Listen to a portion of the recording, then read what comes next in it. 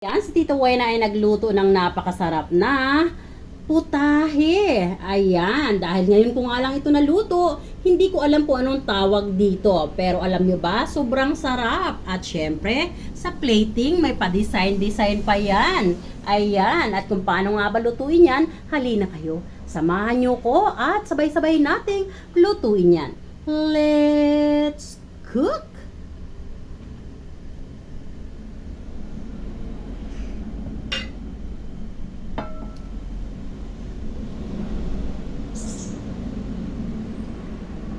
Everyone! Good day! Happy Saturday! Happy weekend everyone! Samahan nyo ko at tayo ay mag-iimbento ng panibagong masarap na lutuin. Tayo ay meron ditong broccoli.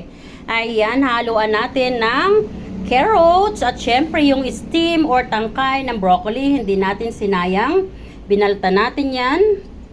Ayan. At isasama natin yan syempre marami ang phosphorus and antioxidant. At syempre, habang ako ay bumubuka sa aking gulayan sa refrigerator, may kumaway sa akin na sigarilyas or starbage. Malapit na siyang masira. So, nang hinayang naman ako at isinama ko na nga lang yan dyan. Ayan. Ayan. At syempre sa ating pagluluto ng ating masarap na imbento na ang main natin ay broccoli. Meron tayo ditong tofu. Minarinate ko na yan sa pamintang durog at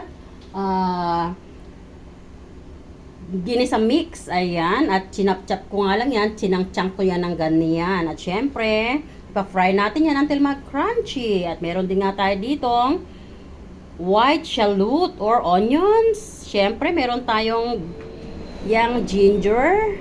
Paborito ko ang yang ginger, guys.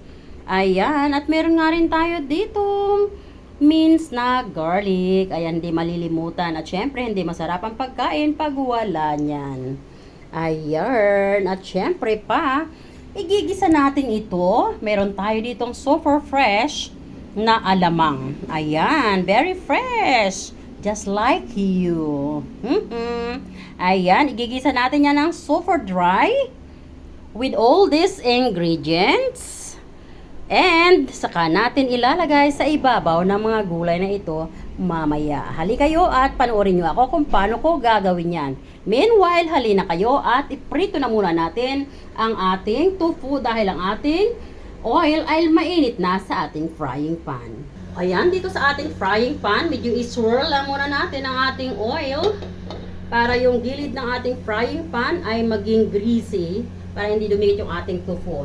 And then, ilagay na natin yung ating mga tofu. You have to be careful. Baka mag-splash sa inyo. At kayo ay ma-hurt. Yes. Luto lang tayo ng masarap. Pero huwag nating saktan ang ating sarili sa splash ng oil. Ayan.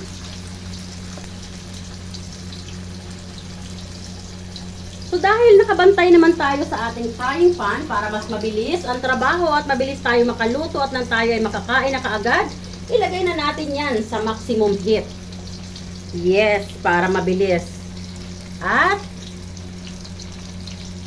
maya-maya ng konti ay ibabalik na rin natin yan para maging balance ang luto. Ayan, dahil na golden brown na sila, balik na rin na natin para maging balance ang frying texture ng ating mga tofu.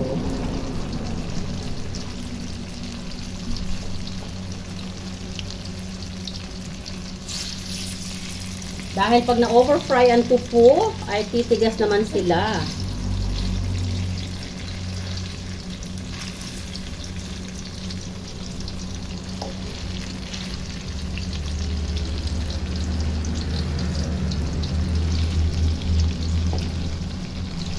Ayan guys. Yung iba, hahaluin na lang nila lahat yan. Pero ako, one by one ko yan. Alam nyo guys, ako, pag gusto kong kumain ng masarap, talagang yung perseverance ko ay nandyan. Yung tiyaga. So ayan. Ayan. Now, ay pwede na nating haluin ng ganyan.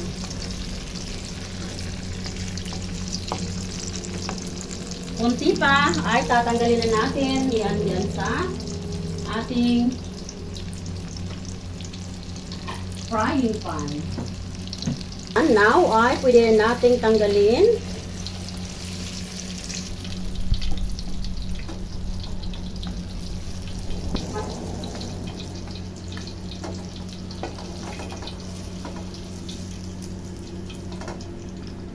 Ayan. And igigisa naman natin yung ating mga ingredients. At una nga nating ilalagay ay ang ating yung ginger. Isunod na rin natin ang ating garlic. Bahala kayo kung anong pagkatchop ng garlic ang gusto nyo. Ako, masaya ako sa ganitong pagkatchop. And then, ilagay na rin natin ang shallot or white onions. Pwede ring red onions. Kaya lang, mas gusto kong gamitin yung white onions this time. And then, meron na akong red na sili at green. Ilagay ko na rin yan dyan.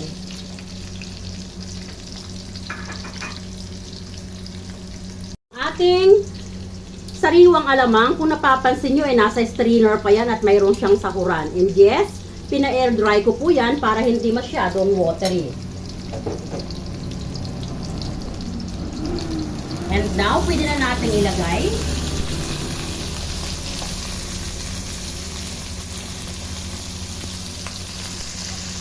dito kasi sariwang-sariwa. Mamaya na natin haluin. I-scattered lang muna natin dyan sa frying pan.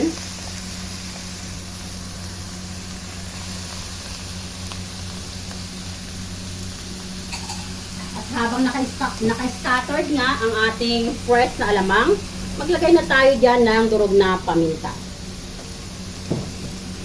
Maglagay na rin tayo ng kunting sesame oil. Kunti lang.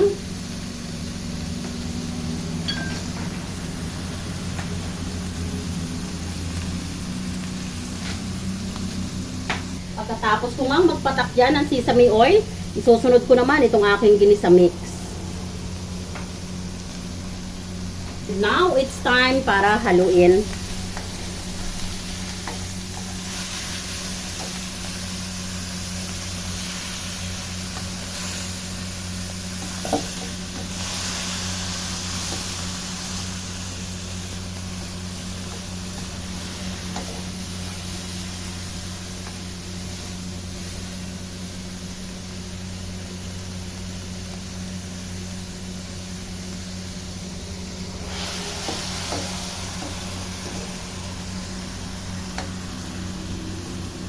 Ayan, hintayin lang natin na ma-dry up ang mga fluid.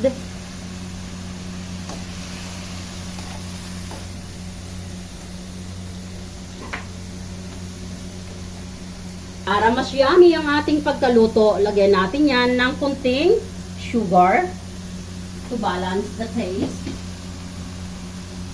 And once again, haluin natin yan.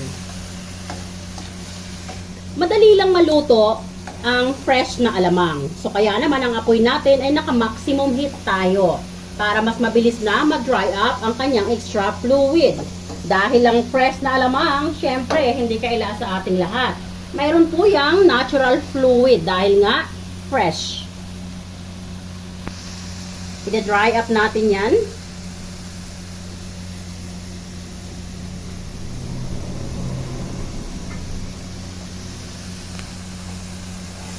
Ayan. Ayan, kung napapansin nyo, dry up na siya. At sa ating tinanggal na tupo kanina, sa gilid lang niya, dito natin siya ilalagay. Kunin muna natin yan.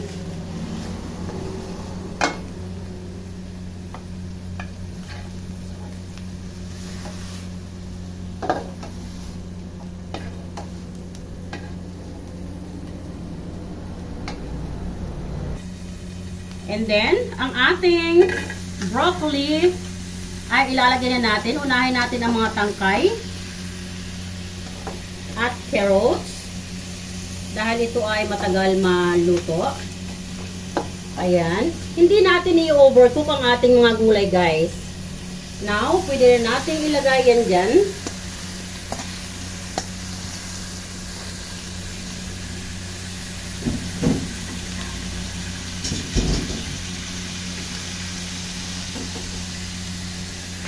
Lalagyan natin yan ng 150 ml na clean water. Ayan.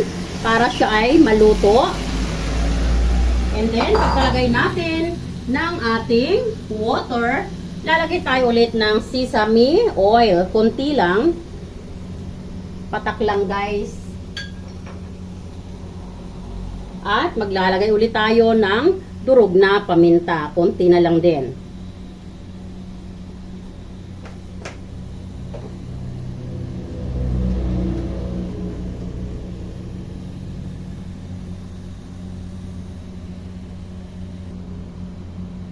Sa aking gulay, maglalagay ako ng chicken cubes. Saka ko siya iilalim dyan para siya ay ma-dissolve. And now, ilalagay ko na yan sa medium heat at saka ko siya tatakpan. Tatakpan ko siya just for 1 minute. Like what I've said earlier, hindi natin i-overcook ang ating gulay. Gusto nating remain crunchy ang ating gulay at pwede na natin i-serve. Diyan lang kayo para makita nyo yung preparation ng ating niluluto. Para makita nyo, nasa simpleng pamamaraan, napakabilis, mayroon tayong maa-achieve na masarap na putahe, yet napaka-gandang i-serve sa ating hapagkainan. See you! Ayan, at after 1 minute nga, ay ito na ang ating broccoli, starbeads, and carrots. Ayan. So, ito pong consistency na ito, yung texture ng ating broccoli and starbeads and carrots. Pwede na yan. At patay na natin ang apoy. Now, we are ready to plating. Ayan. Super init. Hup! Huwag kang matatapon.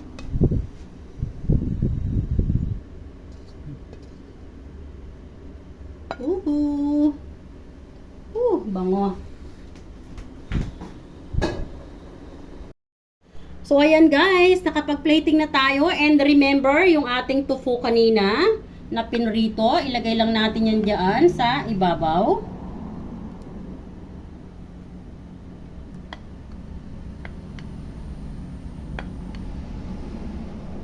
Ayan.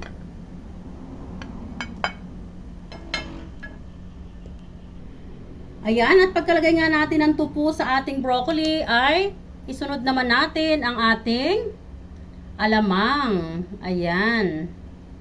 Yung ating alamang na sinute kanina. Ayan. At syempre, hindi mawawala ang sili. Ayan. And then, nagtira ako ng alamang. Ilalagay ko naman ito sa fried rice dahil kami ay mayroong leftover rice. Para mas masarap.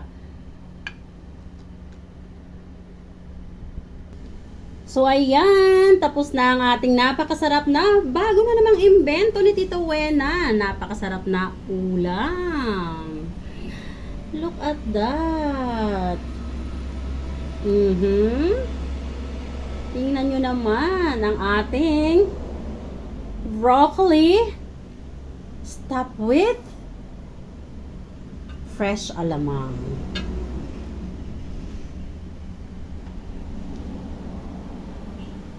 Ayan, ang sarap ng ating ulam.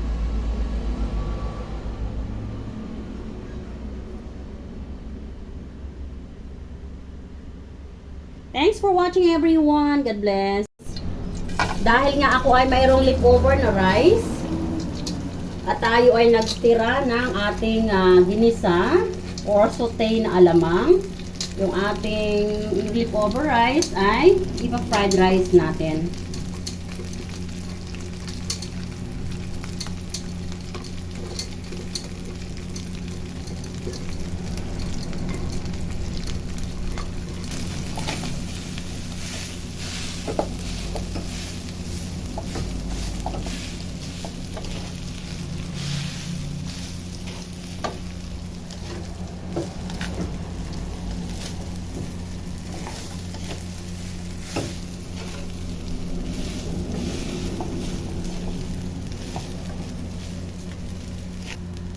Lagay natin ang ginisa mix, ang ating fried rice. Kunti lang kasi may magkakaroon yan ng lasa dahil dito sa ating saute na alamang. Now, ay ilagay na natin. Para lang yung ating fried, yung ating rice ay pumartner doon sa ating ulam.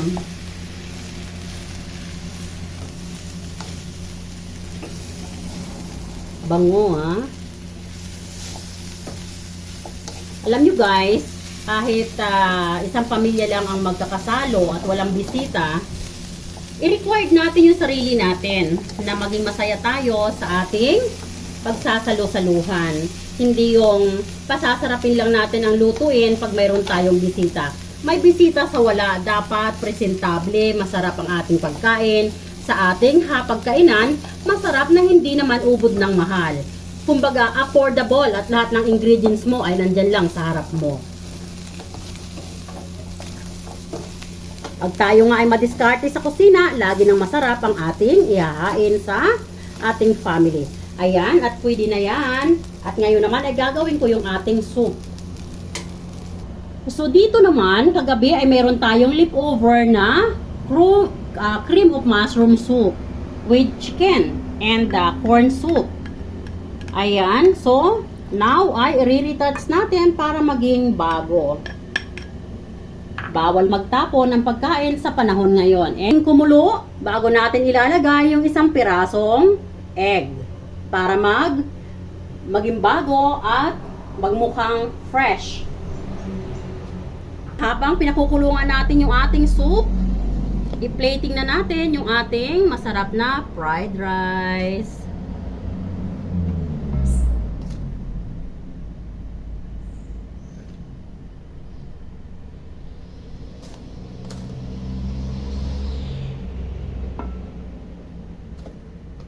Ayan, ang sarap ng ating pagkain. Look at that.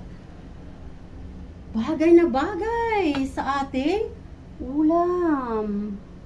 Ayan, tingnan nyo naman yung ating ulam. Ayan, ang magkakapartner.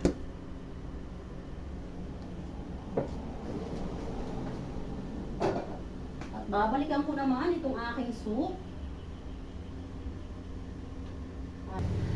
So, ayan mga guys, dahil kumukulo na yung ating soup, pwede na tayong mag-beat ng isang egg.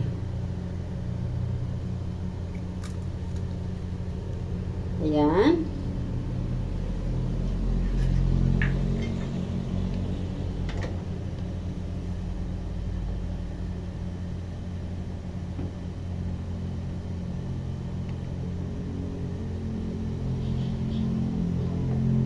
O, diba? Mukhang bago ulit ang ating soup.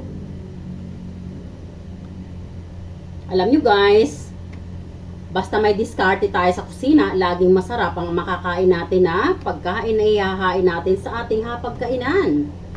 Oh, look at that soup. Looks brand new again.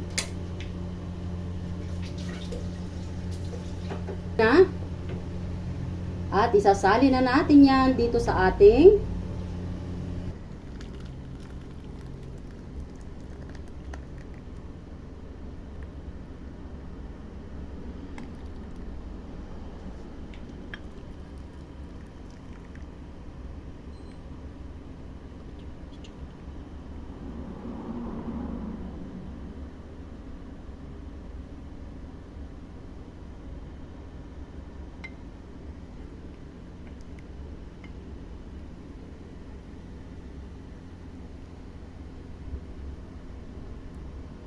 ayan, kompleto na ang ating pagkain.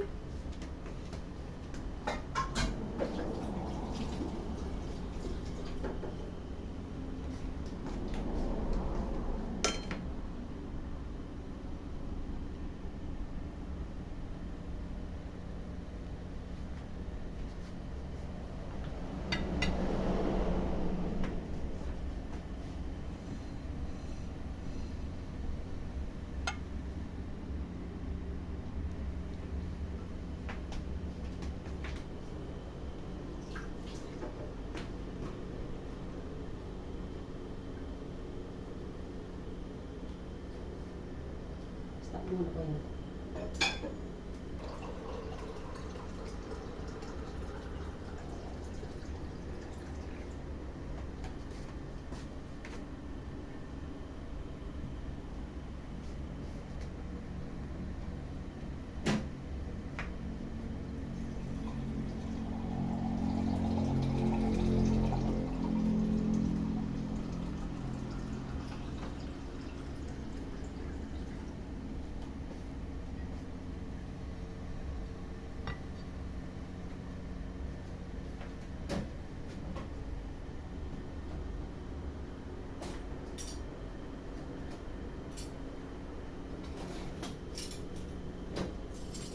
Yan, maglagay tayo ng spoon and fork.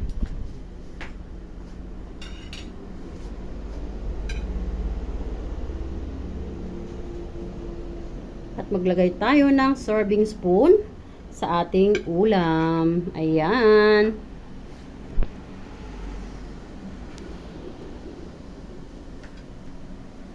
So, ayan mga lalabs. Ready na ang ating pagkain.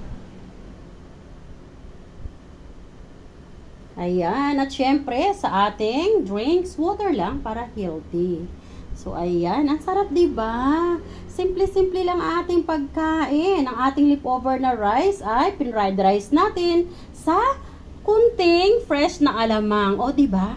Tapos, meron tayong soup. O, diba? Ang sarap ng ating kain. Simple lang, madiskarte. At ang ating ulam, broccoli.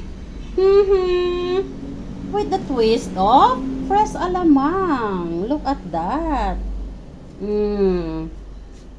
Sobrang sarap. Ayan.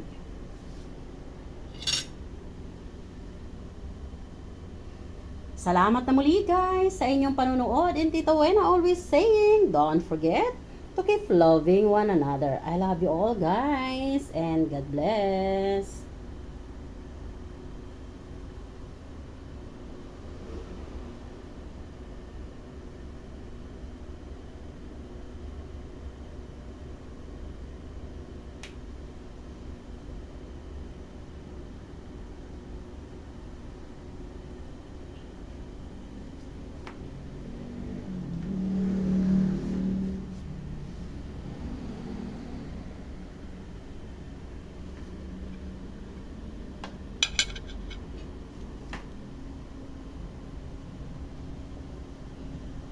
Bye! I love you all and happy weekend. Happy Sunday. God bless.